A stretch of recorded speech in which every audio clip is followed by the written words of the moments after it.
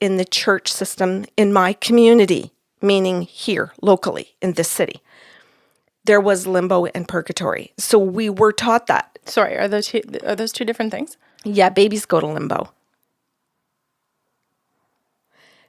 Wait. So, and I can't remember everything about purgatory because I've been out of Catholicism for so long, but give me a second. Give me a sec. So here's what I've learned about it. I've learned that it's not in the Bible.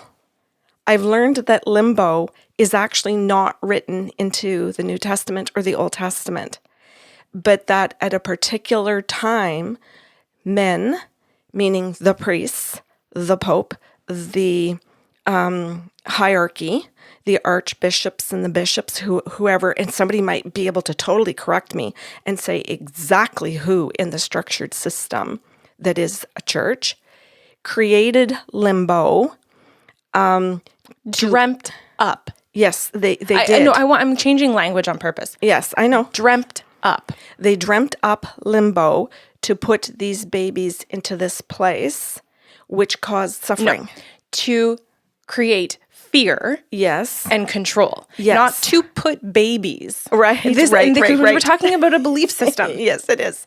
Yes, so they did this at a particular time, and so my parents' generation stayed under that level of control, and you're hearing so did I for a period of time, and then the younger generations, and I've researched this on the internet. I've done some research to figure all of this out. Were you drinking at the same time? Drinking? If I drank, if I were a drinking woman, I would be drinking. But I researched it. And it has more to do with Ireland in particular that created the belief in the research. So someone was drinking.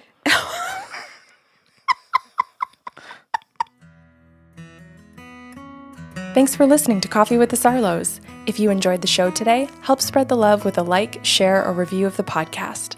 See you next Saturday with a brand new episode.